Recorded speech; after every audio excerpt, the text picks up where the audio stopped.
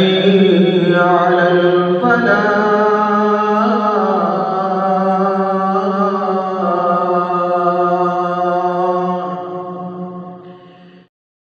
محنت سمجھ لیں جن کو اللہ پاک نے قبول فرمایا ہے، یہ رات کو اپنا فرض ادا کرتے ہیں، تبلیغ کا جلسوں میں جاتے ہیں، وہاں پر درس دیتے ہیں، اور الحمدللہ 9 بجے ان وقت ان ٹائم پر کلاس کو بھی اٹینڈ کرتے ہیں۔ اللہ پاک ان کی کاوشوں کو، محنتوں کو اپنی بارگاہ کے اندر قبول و منظور فرمائے۔ اور میں اب زیادہ وقت نہیں لیتا، شیخ مسلم سے گزارش کرتا ہوں، التماس کرتا ہوں کہ وہ آپ کے سامنے اپنی خوبصورت آواز کے اندر قرآن و حدیث کی خوبصورت باتیں آپ کے سامنے رکھیں، اور آپ کے دلوں کو اور میرے دل کو اللہ پاک ان باتوں کو سن کر عمل کرنے کی توفیق نصیب فرمائے۔ حافظ شیخ اشرف شہزاد سلفی صاحب۔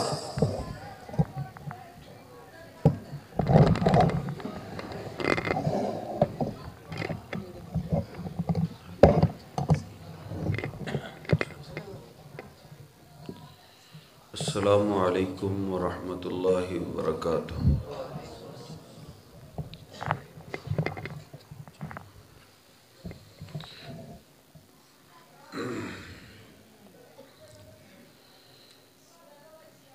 ان الحمد للہ نحمده ونستعینه ونستغفره ونؤمن به ونتوکل علیہ ونعوذ باللہ من شرور انفسنا ومن سیئات اعمالنا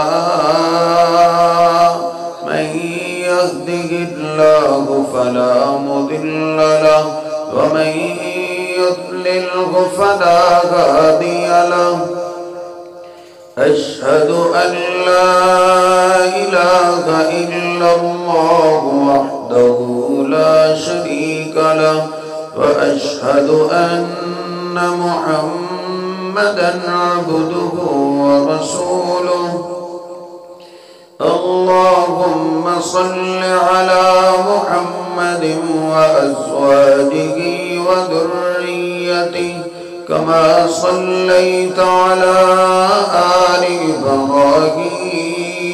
إبراهيم وبارك على محمد وأزواجه وذريته كما باركت على آل إبراهيم إنك حميد مجيد رب اشرح لي صدري ويسر لي أمري واحلل عقدة من لساني يفقهوا قولي رب زدني علما سبحانك لا علم لنا إلا ما علمتنا إنك أنت العليم الحكيم أما بعد فإن خير الحديث كتاب الله وخير الهدي هدي محمد صلى الله عليه وسلم وشر الأمور محدثاتها وكل محدثة بدعة وكل بدعة ضلالة وكل ضلالة في النار أعوذ بالله السميع العليم من الشيطان الرجيم من همزه ونفخه ونفسه بسم الله الرحمن الرحيم وما أرسلناك إلا رحمة للعالمين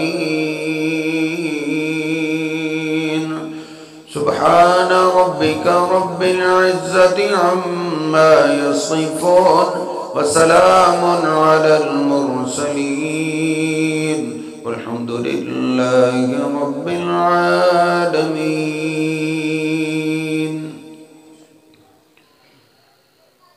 اللہ سبحانہ و تعالی نے نبی پاک صلی اللہ علیہ وسلم کو حکم دیا ہے کہ وَرَبَّكَ فَكَبِّرْ، کہ آپ اپنے رب کی بڑائی بیان کیجئے، وَكَبِّرْهُ تَكْبِيرًا، آپ کثرت کے ساتھ اپنے رب کی بڑائی بیان کیجئے۔ تو نبی پاک صلی اللہ علیہ وسلم کثرت کے ساتھ اللہ اکبر پڑھا کرتے تھے۔ آپ نماز شروع کرتے اللہ اکبر کہتے، رکوع جاتے اللہ اکبر کہتے، سجدے میں جاتے اللہ اکبر کہتے۔ اصل میں ساری لڑائیں، سارے جھگڑے ہی اس وجہ سے ہے کہ ہمیں عربی کا ترجمہ نہیں آتا۔ عربی کا ترجمہ آ جائے تو آدھے سے زیادہ مسائل ہمارے حل ہو جائیں گے۔ اللہ اکبر کا معنی یہ ہے کہ اللہ پاک سب سے بڑا ہے۔ آپ رکوع جاتے اللہ اکبر کہتے کہ اللہ ہی سب سے بڑا ہے۔ آپ سجدے میں جاتے تو اللہ اکبر کہتے کہ اللہ ہی سب سے بڑا ہے۔ حتیٰ کہ آپ جب نماز سے فارغ ہوتے سلام پھیرنے کے بعد آپ بولا کرتے تھے اللہ اکبر، اللہ ہی سب سے بڑا ہے۔ معنی یہ ہے کہ نماز پڑھ لینے سے کوئی بڑا نہیں ہو جاتا، بڑی تو اللہ کی ذات ہے۔ اگر نبی پاک صلی اللہ علیہ وسلم کہیں سیڑھیوں پہ چڑھتے تو جیسے جیسے آپ چڑھتے جاتے اللہ اکبر پڑھتے جاتے کہ اوپر چڑھنے سے کوئی بڑا نہیں ہو جاتا، بڑی تو اللہ کی ذات ہے۔ جناب علی پاک رضی اللہ تعالیٰ عنہ فرماتے ہیں نبی پاک صلی اللہ علیہ وسلم جب اپنی اونٹنی پہ سوار ہوتے تو سوار ہونے کے بعد آپ 3 بار بولا کرتے تھے اللہ اکبر، اللہ اکبر، اللہ اکبر۔ یعنی بڑی سواری پہ سوار ہونے سے کوئی بڑا نہیں ہو جاتا، بڑی تو اللہ کی ذات ہے۔ وہ اتنا بڑا ہے کہ ہم انسان اس ذات کی بڑائی کا اندازہ نہیں لگا سکتے۔ یہ عقل اور سوچ محدود ہے، اس سوچ سے باہر ہے کہ اللہ پاک کتنی بڑی ذات ہے۔ یہ عقل اور دماغ تو اتنا مختصر اور اتنا محدود ہے، یہ عقل تو اللہ کی مخلوق کا اندازہ نہیں لگا سکتی کہ اللہ کی مخلوق کتنی کتنی بڑی ہے۔ اللہ اکبر، وہ تو سب سے بڑا ہے۔ ہماری سائنس ترقی کرتے کرتے یہاں تک پہنچی ہے، سائنسدان اب بتاتے ہیں کہ جو ہمیں سورج نظر آتا ہے وہ ہماری زمین سے 10 لاکھ گنا بڑا ہے۔ 10 لاکھ زمینیں اس سورج میں آ سکتی ہیں، اور جو ہم سے کروڑوں میل دور ہے۔ اور میرے گاؤں کے یہ سارے روشن چہرے مجھے سمجھدار نظر آ رہے ہیں، جو چیز جتنی زیادہ دور ہوتی ہے اتنی چھوٹی نظر آتی ہے۔ جو سورج ہماری زمین سے کروڑوں میل دور ہے وہ ہمیں ایک فٹ بال سا نظر آتا ہے، تو آسمان کتنا بڑا ہوگا جس کا کنارہ ہی نظر نہیں آتا۔ اللہ اکبر، یہ تو اللہ کی مخلوق ہے، اللہ تو سب سے بڑا ہے۔ پھر دوسرا آسمان اس سے بڑا ہے، پھر تیسرا اس سے بڑا ہے، پھر چوتھا اس سے بڑا ہے، پھر 5واں، پھر 6واں، پھر 7واں آسمان، یہ بھی چھوٹے ہیں۔ اللہ پاک کا قرآن کہتا ہے وسیع کرسیہ السماوات والارض، اللہ پاک کی ایک کرسی ہے وہ 7 زمینوں اور 7 آسمانوں سے بڑی ہے۔ اللہ اکبر، یہ اللہ کی مخلوقات ہیں۔ اللہ اکبر، اللہ سب سے بڑا ہے، اور وہ اتنی بڑی ذات اکیلا ہی پوری کائنات کا نظام چلا رہا ہے،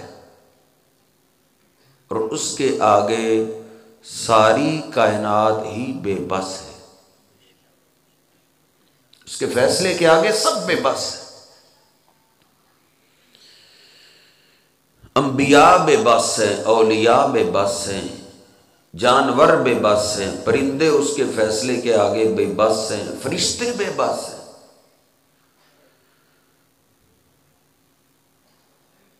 اس کو کوئی پوچھنے والا نہیں یہ کیوں کیا اور یہ کیوں نہیں کیا،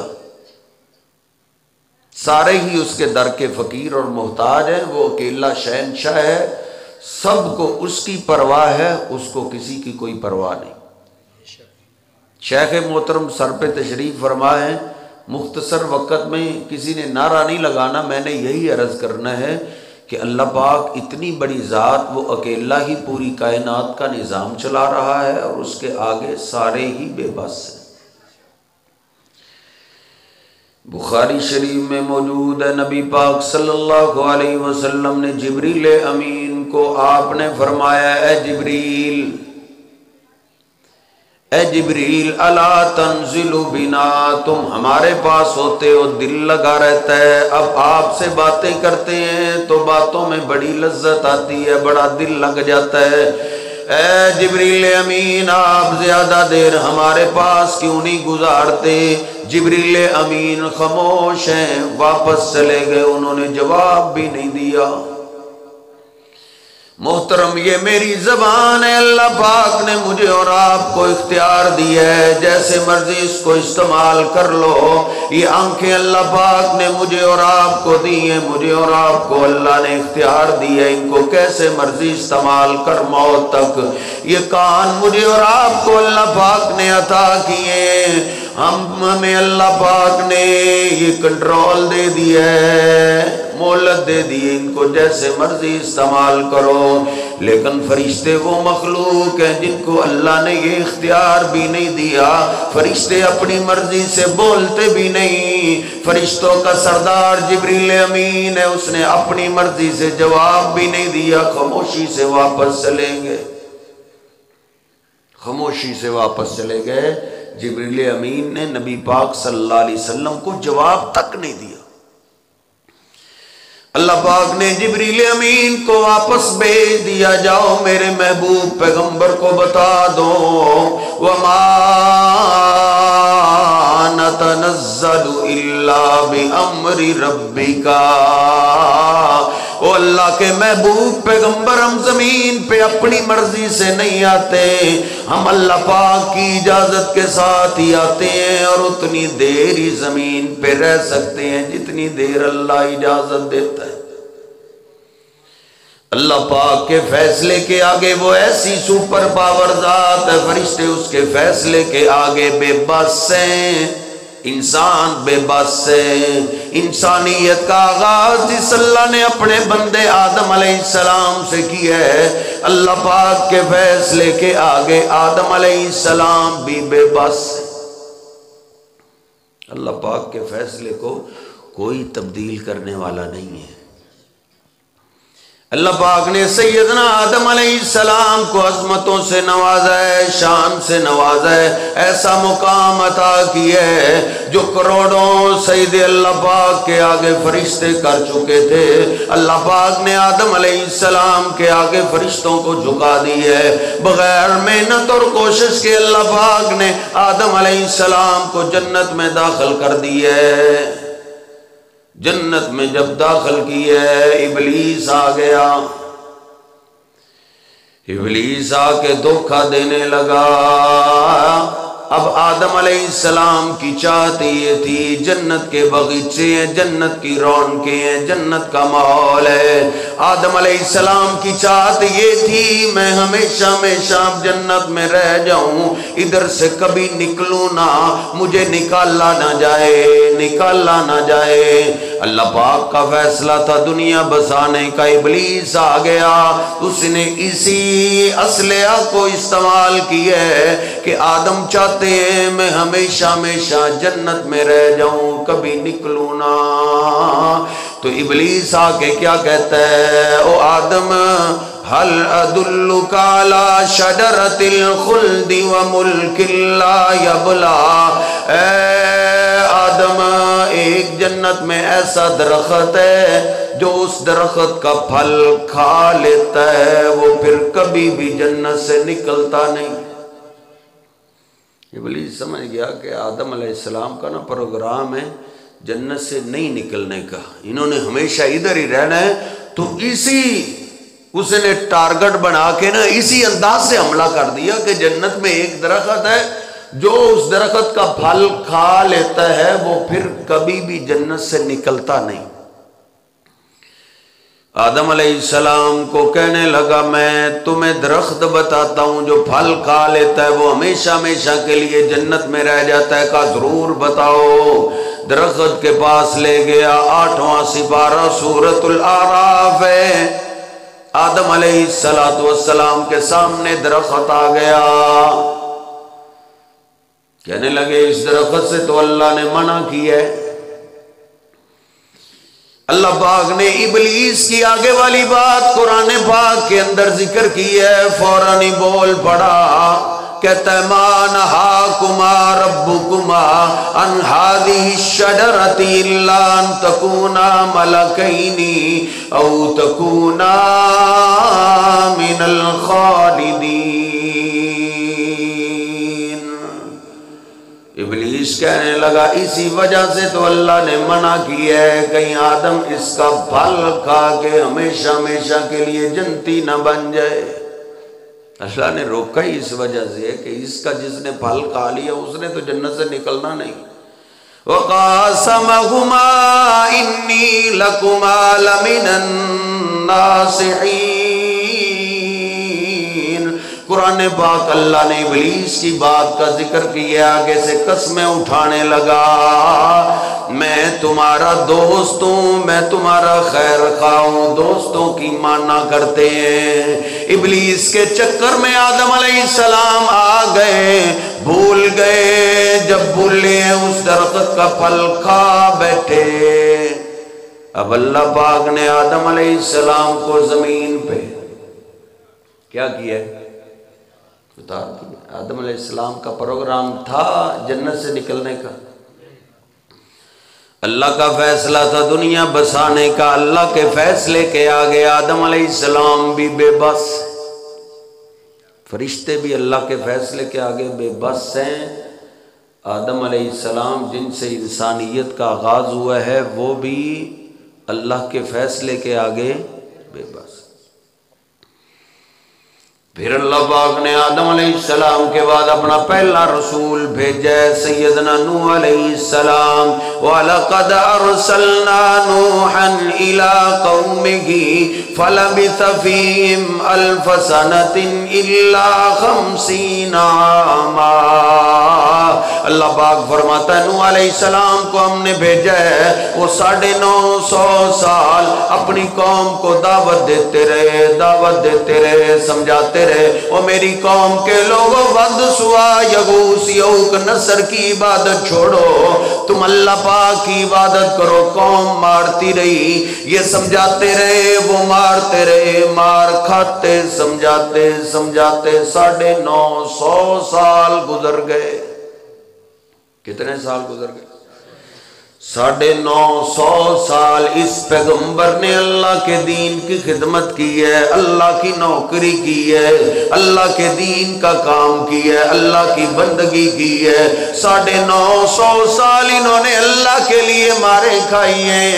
950 سال کے بعد اللہ کا پیغمبر بے بس ہو گیا، بے بسی کے عالم میں اللہ کے آگے رو پڑے، انی دعوت قومی لیلا و نہارا، اے میرے اللہ 950 سال ہو گئے، میں نے دن کو بھی ان کو سمجھایا ہے، رات کو بھی سمجھایا ہے، اے اللہ فلم یزدہم دعائی الا فرارا، میری دعوت سے یہ بھاگ گئی ہیں، انہوں نے مجھ سے جنگ کی چھیڑی ہے، اے میرے اللہ ان کے بوڑھے مرتے ہوئے بھی اپنی اولاد کو وصیتیں کر کے جاتے ہیں، لا تذرن آلیتکم ولا تذرن ودم ولا سواہم ولا یغوث ویعوق۔ مختصر یہ نوح علیہ السلام نے اللہ کے آگے ہاتھ کھڑے کر دیے اور کیا دعا کی، رب لا تذر علی الارض من الکافرین دیارا، اے میرے اللہ ان کافروں کا نہ بچہ چھوڑ، نہ عورت چھوڑ، نہ بوڑھا چھوڑ، نہ ان کے ہاتھوں سے بنا ہوا کوئی گھر چھوڑ، ان کو گھروں سمیت تباہ و برباد کر دے۔ بد دعا ایسی سخت کی، ایسی سخت بد دعا کسی پیغمبر نے نہیں کی۔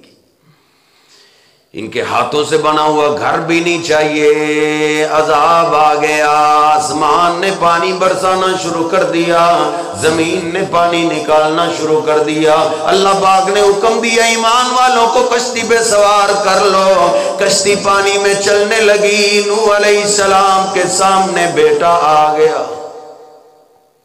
اللہ شہنشاہ ہے، وہ بے پرواہ ذات ہے، دنیا کے سرداروں کو تو پرواہ ہوتی ہے میری اس نے اتنی خدمت کی ہے، لیکن وہ شہنشاہ ذات ہے، اس ذات کو کسی کی کوئی پرواہ نہیں۔ نوح علیہ السلام کے سامنے بیٹا آ گیا، اللہ پاک کا قرآن کہتا ہے، ترجمے والا قرآن گھر میں پڑھیے، 12واں سپارہ سورہ ہود ہے۔ سامنے دیکھا بیٹا پانی میں ہے، آہستہ آہستہ پانی بیٹے کو لپیٹ میں لے رہا ہے۔ نوح علیہ السلام نے دیکھا میرا بیٹا پانی میں ڈوبنے کے قریب ہے، بیٹے کی محبت نے جوش مارا اور آواز دی، وقال نوح ابنه وكان في معزل يا بني اركب معنا ولا تكن مع الكافرين۔ نوح علیہ السلام کہتے ہو میرے بیٹے آ، میرے دین کو مان کے میری کشتی پہ سوار ہو جا۔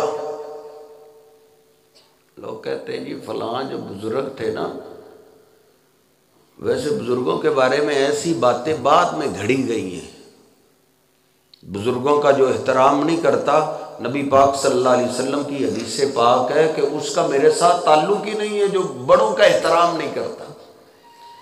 لیکن لوگ گپیں گھڑ لیتے ہیں اور ہم اس کو اپنا مذہب بنا لیتے ہیں۔ 40 سال اس نے جی اللہ کی عبادت کی ہے، الٹے دھاگے کے ساتھ لٹکے رہے ہیں، پھر وہ جیسے چاہتے تھے کر دیتے تھے۔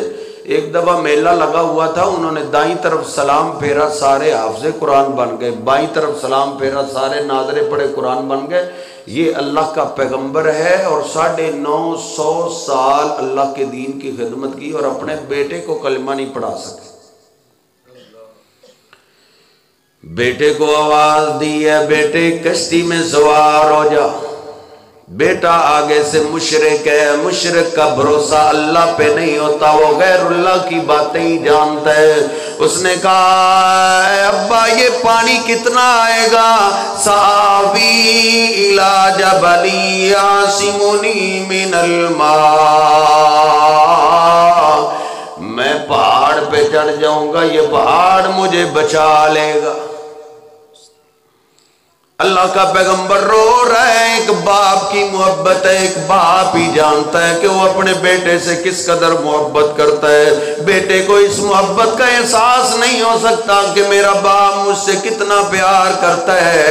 اس کا احساس تو بندے کو آگے چل کے ہی ہوتا ہے جب بندہ خود باپ بن جاتا ہے. نوح علیہ السلام رو رہے ہیں اور کہہ رہے ہیں او میرے بیٹے کون سے پہاڑ, لازم اليوم من امر اللہ الا من رحم.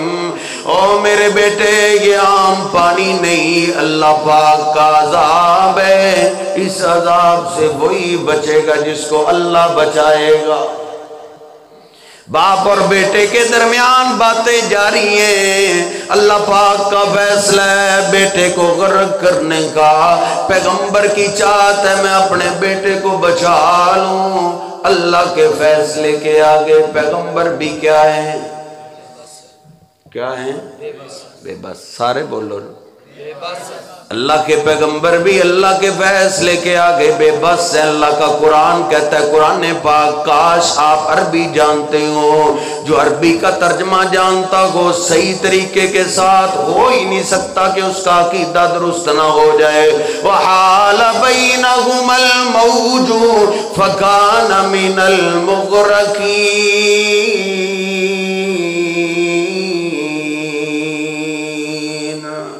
اللہ فرماتا ہے باپ بیٹے کے درمیان بات جاری ہے. پانی کے ایک موج آئی, بیٹے کو پہاڑ کے اوپر سے بہا کے لے گئی. بیٹا پانی میں غرق ہو گیا, پانی لے گیا بیٹے کو. پھر نوح علیہ السلام اللہ کے آگے رو پڑے. اللہ کا قرآن کہتا ہے وَنَادَى نُوحٌ رَبَّهُ فَقَالَ رَبِّ إِنَّ ابْنِي مِنْ أَهْلِي وَإِنَّ وَعْدَكَ الْحَقُّ. اے میرے اللہ میرا بیٹا میرا دل کا ٹکڑا میرا آل ہے, اے اللہ میرے بیٹے کو بچا لے. لیکن وہ بے پرواہ ذات ہے. اللہ پاک نے فرمایا نو خاموش ہو جاؤ. انہو لیس من آلک انہو عمل غیر صالح فلا تسألنی ما لیس لک به علم انی اعظک ان تکون من الجاہلین. اللہ پاک کے قرآن کے اس مقام کا ترجمہ کیسے کروں. اللہ فرماتے اور نوح پیغمبر اب آپ نے اپنے بیٹے کی سفارش نہیں کرنی. اگر اب اپنے بیٹے کی سفارش کرو گے نبوت کا علم واپس لے کے آپ کو جہلوں میں شامل کر دیا جائے گا. یا ایھا الناس انتم الفقراء الی اللہ واللہ هو الغنی الحمید. سارے پیغمبر اللہ کے فیصلے کے آگے کیا ہیں, سارے پیغمبر اللہ کے فیصلے کے آگے کیا ہیں, بے بس ہیں. وہ شہنشاہ ذات ہے, جیسے چاہتا ہے کرتا ہے. اس کے فیصلے کے آگے پوری کائنات ہی بے بس ہے. ابراہیم علیہ السلام اللہ کے خلیل ہیں. سب سے زیادہ اللہ پاک نے قرآن پاک کے اندر ابراہیم علیہ السلام کا نام لیا ہے. اتنا کسی پیغمبر کا نام نہیں لیا. اللہ پاک نے ابراہیم علیہ السلام کے بارے میں کبھی فرمایا ہے وَاذْكُرْ فِي الْكِتَابِ ابراہیم. او میرے پیغمبر اس کتاب میں میرے ابراہیم کو یاد کیجئے. اللہ فرماتا ہے ابراہیم الذی وفا, ابراہیم میرا وفادار تھا. اتخذ اللہ ابراہیم خلیلا. ابراہیم علیہ السلام کو اللہ نے اپنا گہرا دوست بنا لیا تھا. سمجھاتے رہے, واز کرتے رہے, باپ نے ہی نہیں مانا, باپ نے ہی نہیں مانا. باپ انکار کرتا رہا، باپ بتوں کا پجاری، بیٹا اللہ کی عبادت کرنے والا، بیٹا اللہ کا خلیل ہے، باپ پرلے درجے کا مشرک ہے۔ بخاری شریف میں نے خود پڑھا ہے، قیامت کا دن ہوگا، ابراہیم علیہ السلام کے سامنے باپ حاضر آئے گا، ابراہیم علیہ السلام کہیں گے ابا جی میں نے آپ کو کہا نہیں تھا میری نافرمانی نہ کیجئے، میں اللہ کا سچا پیغمبر ہوں، میری نافرمانی نہ کیجئے۔ بخاری شریف میں موجود ہے، باپ حاضر کہے گا ابراہیم بیٹا اب میں تیری نافرمانی نہیں کروں گا۔ ابراہیم علیہ السلام اللہ کو بولیں گے اے میرے اللہ تو نے وعدہ کیا تھا میں تجھے ذلیل رسوا نہیں کروں گا، اس سے بڑی رسوائی کیا ہو سکتی ہے کہ میں جنت میں جاؤں اور میرا باپ آذر جہنم میں جائے۔ ابراہیم علیہ السلام نے اللہ کے آگے سفارش کی ہے، اللہ نے فرمایا ابراہیم میرا قانون ہے، میں نے مشرک پہ جنت حرام کر دی ہے، مشرک کو میں نے جنت میں داخل نہیں کرنا۔ او ابراہیم ما تحت قدمیک، نیچے دیکھو آپ کے قدموں کے نیچے کیا ہے۔ ابراہیم علیہ السلام نیچے دیکھیں گے، اللہ پاک ان کے باپ کو گندے جانور کی شکل بنا دے گا، فرشتوں کو حکم دے گا الٹا کر کے اس کو جہنم میں پھینک دو۔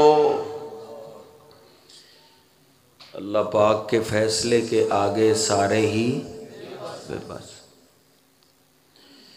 ان کی لڑی سے دیکھیے، ایک اللہ کے پیغمبر ہے، میں بات شارٹ کروں، یونس علیہ السلام اپنی قوم سے ناراض ہو کے نکل پڑے، کہتے ہیں دین کا کام ہی کرنا ہے نا، اس قوم کو چھوڑتا ہوں کسی اور قوم کی طرف جاتا ہوں، ان کو جا کے واز کرتا ہوں۔ اللہ کے پیغمبر یونس علیہ السلام کو یہاں بھول لگی ہے، کیونکہ کوئی پیغمبر بھی اپنی مرضی کر ہی نہیں سکتا، وہ اللہ کی وحی کا پابند ہوتا ہے۔ ادھر یونس علیہ السلام نے اپنی مرضی کی ہے، ادھر سے نکل پڑے، آگے دریا آ گیا، دریا کے کنارے کشتی ہے، کشتی سواریوں سے بھری ہوئی ہے، اللہ کے پیغمبر یونس نے کشتی میں چھلانگ لگائی ہے، ملاح نے کشتی کو چلانا شروع کر دی ہے، کشتی دریا کے درمیان میں پہنچی ہے، کشتی ہچکولے کھانے لگی۔ کشتی کو کیا ہو گیا؟ ہچکولے کھانے، ڈولنے لگی کشتی، سواریاں چلا اٹھی، او ملا تیری کشتی کو کیا ہو گیا ہے؟ نہ کوئی طوفان ہے، نہ کوئی آندھی ہے، نہ کوئی پانی کی موج ہے، بغیر وجہ کے اس میں ہچکولے کیوں بڑھ رہے ہیں؟ کشتی کا ملا بولا وَإِذَا رَكِبُوا فِي الْفُلْكِ دَعَوُا اللَّهَ مُخْلِصِينَ لَهُ الدِّينَ۔ اس نے کہا پہلے بھی کشتی طوفان میں پھنستی ہے، لیکن اس دریا کے مشکل وقت کے اندر یہاں زمین کا کوئی مشکل کشا کام نہیں آتا، اس مشکل سے نکلنا چاہتے ہو تو آسمان والے کو آواز دو، وہ نجات دے دے گا۔ سارے ہی آسمان والے رب کو نجات دے آواز دے رہے ہیں، لیکن نجات نہیں مل رہی، ہچکولے بڑھ رہے ہیں، سواریاں ساری ملا کو کوسنے لگی۔ او ملا کیا وجہ ہے؟ ملا کھڑا ہو گیا، اس نے کہا مجھے سمجھ آ گئی ہے، پہلے بھی کشتی طوفان میں پھنستی تھی تو اللہ کو آواز دیتے تھے، اللہ نجات دے دیتا تھا، مجھے ایسے لگتا ہے جیسے ہماری کشتی میں وہ سوار ہو گیا ہے جس کو اللہ پار نہیں کرنا چاہتا۔ وہ کون ہے؟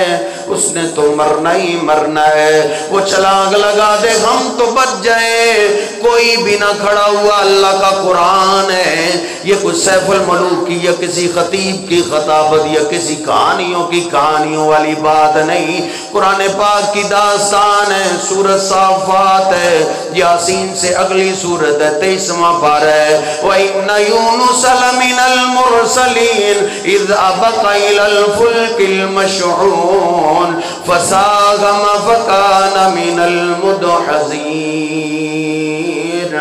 اللہ فرماتا ہے کشتی والوں نے قرا ڈالا تو قرا یونس علیہ السلام کا نکل آیا۔ انہوں نے کہا پرچیاں ڈال لو، جس کا نام نکلے اس کو دریا میں پھینک دینا، اس نے تو مرنا ہی مرنا ہے، ہم بچ جائیں۔ اللہ کا قرآن کہتا ہے قرآن کس کا نکلا؟ اللہ کے پیغمبر یونس علیہ السلام کا۔ اللہ کے پیغمبر بھی اللہ کے فیصلے کے آگے بے بس۔ آپ کس کو سمجھتے ہیں کشتی ڈوبنے اور تارنے والا؟ اللہ کی ذات ہے، ڈوبنے والا بھی وہ ہے، تارنے والا بھی وہ ہے۔ جس کو تارنا چاہے پوری کائنات ڈوب نہیں سکتی، جس کو وہ ڈوبنے کا فیصلہ کر لے پوری کائنات مل کے اس کو تار نہیں سکتی۔ صاحب اللہ کے فیصلے کے آگے سارے ہی بے بس ہیں۔ یونس علیہ السلام کو سمجھ تو پہلے ہی آ گئی تھی، جب قرآن نکلا کھڑے ہو گئے، کہتے ہیں وہ کشتی والو مجھے سمجھ آ گئی ہے، میں اللہ کی اجازت کے بغیر آیا ہوں، مجھے سمجھ آ گئی ہے جب تک میں کشتی میں سوار رہوں گا کشتی کنارے نہیں لگ سکتی۔ اللہ نہ تارنا چاہے، اللہ نہ بچانا چاہے تو پیغمبر کوئی اپنی کشتی نہیں بچا سکتا۔ کسی کی کشتی کون بچا سکتا ہے؟ یونس علیہ السلام بھی اللہ کے فیصلے کے آگے بے بس ہو گئے۔ یونس علیہ السلام نے چھلانگ لگائی ہے، اللہ پاک نے مچھلی کو حکم دیا ہے، وہ مچھلی میرے پیغمبر سے بھول ہوئی ہے، وہ آ رہا ہے، اس کو اپنے پیٹ میں محفوظ کر لے۔ یونس علیہ السلام سیدھے مچھلی کے پیٹ میں۔ اللہ پاک کا قرآن کہتا ہے جب مچھلی کے پیٹ میں گئے فنادا فی الظلمات، یونس پیغمبر کی آنکھ کھلی اندھیروں میں، کیسی اللہ نے جیل دی ہے، گھبرا گئے۔ نادا کا معنی رونے لگے، نادا کا معنی گڑ گڑانے لگے، نادا فی الظلمات گھبرا گئے۔ یار تیرے اس جیل خانے میں تھانے میں کو بند ہو جائے کیسے دل گھبرا جاتا ہے۔ کہتے ہیں میری ساری جائیداد بیچ دو، مجھے اس قید سے نکالو۔ یونس علیہ السلام بھی اللہ نے کس قید میں ڈالا ہے، رونے لگے، گڑ گڑانے لگے، اللہ کے فیصلے کے آگے بے بس ہو گئے۔ اس بے بسی کے عالم میں یونس علیہ السلام نے غیبی مدد کے لیے کس کو آواز دی ہے؟ حالانکہ ان کو تو گھر کے بزرگ ہیں، باپ بھی پیغمبر ہے، دادا بھی پیغمبر ہے، یہ پیغمبروں کی لڑی جا کے ابراہیم علیہ السلام سے ملتی ہے۔ یونس علیہ السلام نے مشکل وقت کے اندر بے بسی کے عالم میں نہ اپنے باپ کو آواز دی، نہ دادا کو آواز دی، نہ پردادا کو، نہ کسی پیغمبر کو۔ حالانکہ سب کی قبریں بن گئی، سب کی قبریں بن چکی ہیں، ساری دنیا سے جا چکے ہیں، کسی زندہ یا فوت شدہ کو آواز نہیں دی۔ یونس علیہ السلام نے جو مچھلی کے پیٹ کے اندر کلمہ پڑھا ہے وہ تیرے گھر میں بھی شاید لٹک رہا ہو، پڑھ اس کے اندر۔ غیبی مدد کے لیے کس کو پکارا جا رہا ہے؟ اللہ کا قرآن کہتا ہے فنادا فی الظلمات اللہ الہ الا انت سبحانک انی کنت من الظالمین۔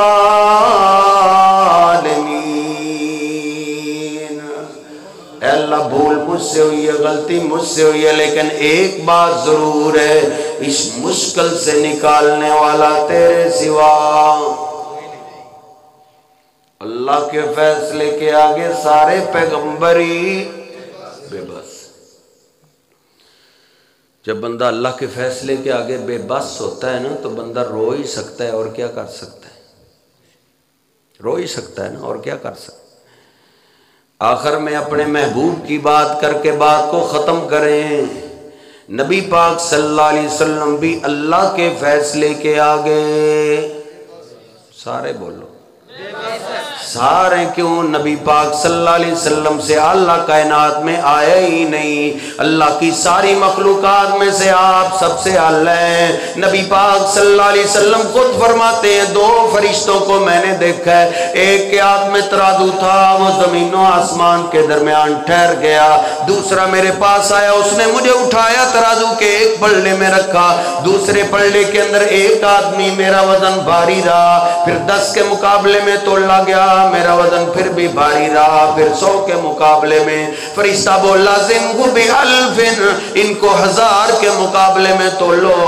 آقا فرماتے 1000 کے مقابلے میں بھی میرا وزن بھاری رہا. دوسرا فرشتہ بول پڑا ان کو کب تک تولو گے؟ ان کے مقابلے میں ساری کائنات بھی تول دو، ان کا وزن پھر بھی بھاری رہے گا. آپ سب سے اعلیٰ ہیں، آپ اولیاء سے اعلیٰ ہیں، آپ پیغمبروں سے اعلیٰ ہیں، آپ فرشتوں سے اعلیٰ ہیں، آپ اللہ کی مخلوقات سب سے اعلیٰ ہیں، پیغمبروں سے بھی اعلیٰ ہیں. معراج کی رات جبریل امین نبی پاک صلی اللہ علیہ وسلم کو لے کر بیت المقدس میں پہنچے. بیت المقدس میں رش ہے، لوگوں سے بیت المقدس بھرا ہوا ہے. کہا جبریل یہ کون سے لوگ ہیں؟ کہا اللہ پاک نے اپنی قدرت طاقت سے تمام رسولوں پیغمبروں کو جمع کر دی ہے. کس لیے جمع کیا ہے؟ کہ اللہ پاک نے ان کو 2 رکعت نماز پڑھنے کا حکم دیا ہے. کہا یہ پڑھ کیوں نہیں رہے؟ کہ ان کو اپنے امام کا انتظار ہے. کہ ان کا امام کون ہے؟ کہا ان کا امام کون ہے؟ جبریل امین نے میرے محبوب علیہ السلام کے ہاتھ سے پکڑا. کہا اللہ کے رسول برگزیدہ پیغمبر موجود ہیں، برگزیدہ رسول موجود ہیں، سارے پیغمبر ہی اعلیٰ ہیں، سارے پیغمبر ہی شان والے ہیں، لیکن سب سے اعلیٰ تو آپ ہیں. آپ کی موجودگی میں کوئی دوسرا پیغمبر بھی مصلی امامت پہ نہیں آ سکتا. تو جو میری طرف رکھو، یہ تو کبھی بندوں کی سیٹنگ کریں گے، کبھی سپیکروں کی سیٹنگ کریں گے، ان کا کام یہ ہے. آپ توجہ میری طرف رکھیں، تھوڑا سا ٹائم رہ گیا. نبی پاک صلی اللہ علیہ وسلم اللہ کی تمام مخلوقات میں سے سب سے اعلیٰ ہیں. آپ سب سے اعلیٰ ہیں. آپ سے بڑی ذات کون سی ہے؟ اللہ کی ذات ہے. اللہ کے فیصلے کے آگے آپ بھی بے بس ہیں. آپ کی زندگی بے بسی سے شروع ہوئی ہے. ذرا غور کیجئے، نبی پاک صلی اللہ علیہ وسلم کی ساری زندگی کو آپ اپنے دماغ میں لیجئے. پھر میں اپنا سبق آپ کے دماغ میں داخل کرنا چاہتا ہوں. نبی علیہ السلام زمین پہ دنیا میں پیدا ہوئے ہیں تو آپ کے آنے سے پہلے ہی آپ کا باپ دنیا چھوڑ گیا. جس کا باپ دنیا سے چلا جائے نا، اس سے پوچھو باپ کی کیا قدر ہے. کس کا دل چاہتا ہے میرا باپ دنیا چھوڑ جائے؟ نبی پاک صلی اللہ علیہ وسلم کے آنے سے پہلے ہی آپ کا باپ دنیا چھوڑ گیا. آپ کی پیدائش بے بسی میں ہوئی ہے. آپ کی عمر پاک 6 سال کی ہے. آپ اپنی امی جان کے ساتھ مدینہ شریف کا سفر کی ہے. واپسی پہ آتے ہوئے مقام ابوا پہ آپ کی والدہ مائدہ بیمار ہو گئی، بیمار ہوئی. بیماری بڑھتی گئی. آپ کی والدہ وفات پا گئی. نبی پاک صلی اللہ علیہ وسلم کی امی جان کو وہاں دفن کر دیا گیا. نبی علیہ السلام کی عمر پاک 6 سال کی ہے. ام ایمن آپ کے ساتھ ہے. امی جان ساتھ کیوں نہیں جا رہی؟ نبی علیہ السلام روتے رہے. اللہ کے فیصلے کے آگے ہمارے پیغمبر بھی بے بس. سمجھ آ رہی ہے کہ نہیں آ رہی؟ کسی کا دل چاہتا ہے میری ماں فوت ہو جائے؟ نبی علیہ السلام یتیم ہو گئے. 6 سال کی عمر میں یتیم کیوں ہو گئے؟ اللہ کے فیصلے کے آگے اللہ کے محبوب پیغمبر بھی بے بس ہیں. آپ کے دادا جان نے آپ کی پرورش شروع کر دی ہے. کہا ماں کا پیار بھی میں دوں گا، باپ کا پیار بھی میں دوں گا. وہ بھی دنیا چھوڑ گئے.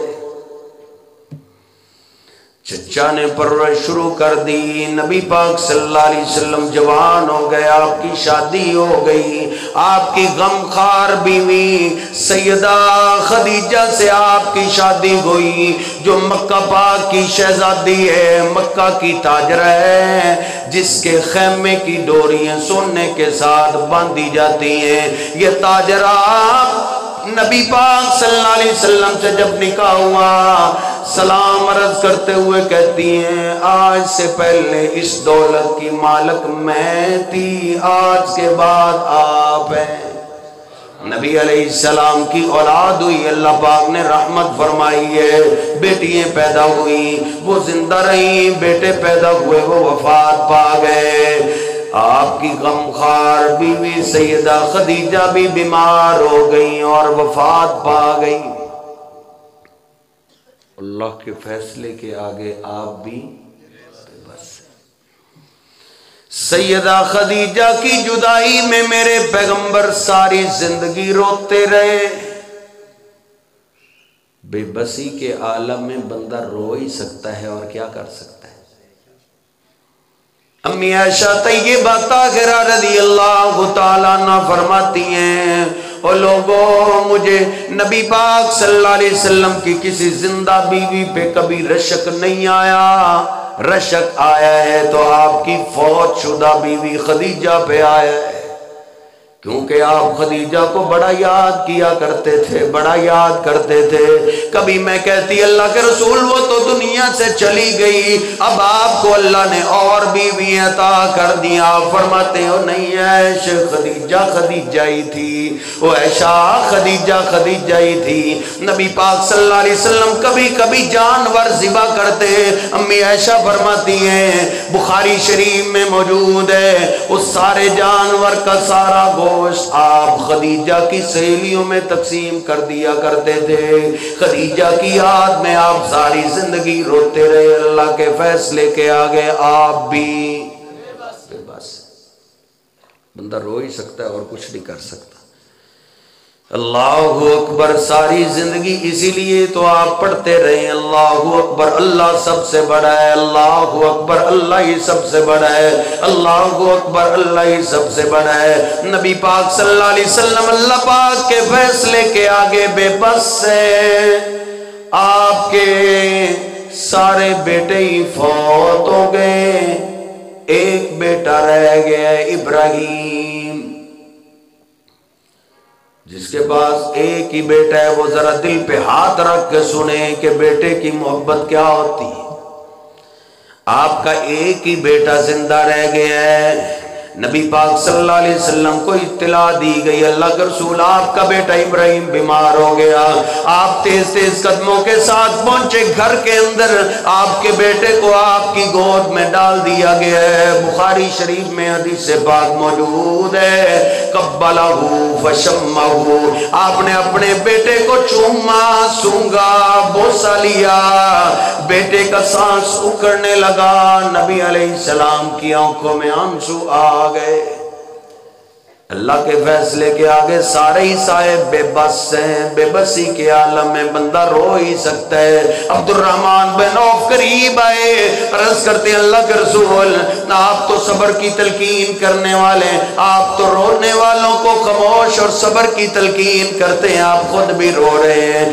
کہا عبد الرحمن یہ ابراہیم میرے دل کا ٹکڑا ہے، اس کا سانس رکنے لگا ہے تو مجھ سے برداشت نہیں ہوا۔ نبی پاک صلی اللہ علیہ وسلم روتے رہے اور آپ کی گود میں آپ کا بیٹا دم توڑ گیا۔ کس کا دل چاہتا ہے میرا بیٹا فوت ہو جائے؟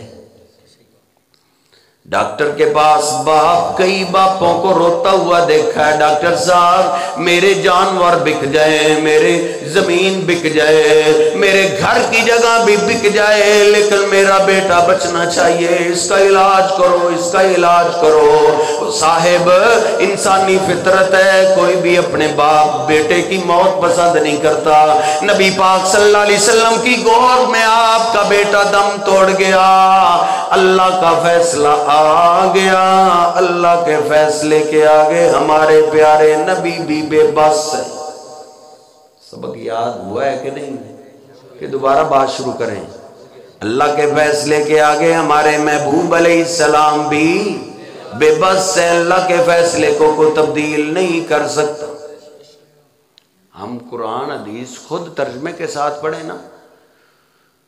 میں نے پہلے عرض کیا ہے لوگ دھوکہ اس لیے ہمیں دیتے ہیں کیونکہ ہمیں عربی کا ترجمہ نہیں آتا، تو اب تو دھوکے میں نہیں آنا چاہیے، اب تو قرآن پاک کا بھی ترجمہ ہماری زبان میں آ چکا ہے، اور نبی پاک صلی اللہ علیہ وسلم کی ہر حدیث پاک بھی ہماری زبان میں ترجمے کے ساتھ نیٹ پہ موجود ہے۔ नबी अलैहिस्सलाम अपने बेटे को मौत से नहीं बचा सके तो और कौन है किसी को मौत से बचाने वाला? फिर लोग झूठे किस्से और कहानियां हमें बयान करे तो हमें बोल देना चाहिए ना, खामोश हो जाओ, अल्लाह के फैसले के आगे सारे ही बेबस हैं। झूठी कहानियां गढ़ते हैं। वो एक औरत रोती हुई चीखती चिल्लाती हुई आई बुजुर्ग साहब के पास, वो घबराए हुए बाहर निकले, क्या हो गया है? कहा तुम अंदर बैठे हो, इजराइल आया है, वो मेरे बेटे को मार के चला गया। पीर साहब को बड़ा गुस्सा आया कि इजराइल ने मुझसे इजाजत भी नहीं ली। उधर से ही ना खड़े होकर उसने हाथ ऊंचा किया, इजराइल अभी रास्ते में था, रूहों की थैली उनके हाथ में थी, छीन के जमीन पे छट्टा दिया, जितने उस दिन मरे थे सारे जिंदा हो गए थे। इसमें हंसने वाली बात नहीं है, रोने वाली बात है। अल्लाह के फैसले के आगे अल्लाह के महबूब पैगंबर जिनसे अल्लाह कायनात में आया ही नहीं है, आप फरमाते हैं सिर्फ अल्लाह पाक ने मुझे दुनिया का सरदार नहीं बनाया, कल क़यामत का दिन होगा, अव्वलीन और आखिरीन जमा होंगे, वल मलकु सफ़्वन सफ़्वा, उस दिन की अल्लाह सरदारी मुझे अता करेगा जिस दिन फरिश्ते भी सफ़ों में खड़े होंगे। नबी अलैहिस्सलाम जो इतने बड़े अल्लाह पाक ने उनको शान दी, अजमत दी है, वो अल्लाह के फैसले के आगे बेबस हैं। आपसे अल्लाह कोई भी नहीं। अगर आप बेबस हैं तो सारी कायनात ही बेबस है। सारे बुजुर्ग अल्लाह के फैसले के आगे बेबस हैं, सारे फरिश्ते बेबस हैं। अल्लाहु अकबर 5 टाइम तेरे घर में सदाएं हर मस्जिद से आ रही होती हैं कि अल्लाहु अकबर, अल्लाह ही सबसे बड़ा है। और इख्तिताम भी इसी पे होता है, अल्लाहु अकबर, अल्लाह ही सबसे बड़ा है। ला इलाहा इल्लल्लाह, जहां उसका जोर चलता है उधर किसी का जोर नहीं चलता। उसके आगे सारे ही बेबस हैं। अगर नबी अलैहिस्सलाम बेबस हैं तो आपसे अल्लाह कौन आगे है? नबी अलैहिस्सलाम खुद फरमाते हैं कल क़यामत का दिन होगा, लोग हाथ ऊपर करेंगे, सूरज को लगेगा, इतनी शिद्दत की गर्मी के आलम में लोग प्यास से निढाल होकर पानी की तलाश में निकलेंगे। कहीं भी पानी नहीं होगा, हाँ एक नहर होगी, सारे अंबिया उधर से आके पानी पिएंगे, सारे औलिया उधर से आके पानी पिएंगे।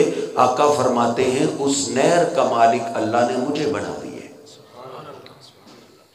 नबी अलैहिस्सलाम फरमाते हैं आना अव्वलु मन युफ्तहु लहु बाबुल जन्नह। आइए हम फकीरों की यही तो दावत है कि नबी पाक सल्लल्लाहु अलैहि वसल्लम सारे अंबिया से भी आला हैं, सारे औलिया से भी आला है। जो मेरे पैगंबर के पास की बात नहीं वो हमने औरों की तरफ कैसे मंसूब कर दी है? क्योंकि आपसे अल्लाह कौन है? नबी अलैहिस्सलाम फरमाते आना अव्वलु मन युफ्तहु लहु बाबुल जन्नह।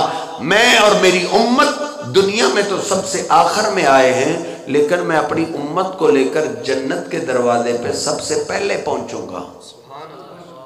सबसे पहले जन्नत के दरवाजे को मैं दस्तक दूंगा। अंदर से आवाज आएगी, आज दस्तक देने वाला कौन है? मैं जवाब दूंगा ना मोहम्मद, मैं मोहम्मद सल्लल्लाहु अलैहि वसल्लम हूँ, अपनी उम्मत को साथ लेकर आया हूँ। अंदर से आवाज आएगी बिका उमिरतु। हाँ, अल्लाह पाक ने मुझे यही हुक्म दिया था कि जन्नत के दरबान, आज जन्नत के 8 दरवाजे बंद कर दो, उस वक्त तक कोई दरवाजा नहीं खोलना जब तक मेरा आखिरी महबूब पैगंबर ना आ जाए। नबी पाक सल्लल्लाहु अलैहि वसल्लम सारे औलिया से आला हैं, सारे अंबिया से आला हैं, लेकिन अल्लाह के फैसले के आगे आप भी।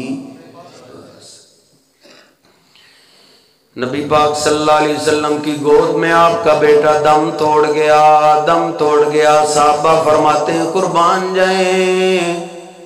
नबी पाक सल्लल्लाहु अलैहि वसल्लम रोते रहे, बेटे को गुस्ल दे रहे हैं, रो रहे हैं, कफन पहना रहे हैं, रो रहे हैं। ये तकलीफ वो अच्छे तरीके से महसूस करता है जिसको ये ठेस पहुंची हो कि घर से अगर किसी दिल के टुकड़े का जनाजा निकले तो क्या गुजरती है। साहबा कहते हैं नबी अलैहिस्सलाम के बेटे का जनाजा घर से निकला, आप रोते रहे, आप जनाजा पढ़ाते रहे, रोते रहे, आपने लाद में उतार दिया, रोते रहे, मट्टी डाल रहे, फिर भी आंसू आपके थम नहीं रहे, आप फिर भी रोते रहे, दफन करके फारग हुए, फिर भी रोते रहे, फिर आपने बोल ही दिया इन्नल ऐन तदमउ बल कल्ब यहज़नु।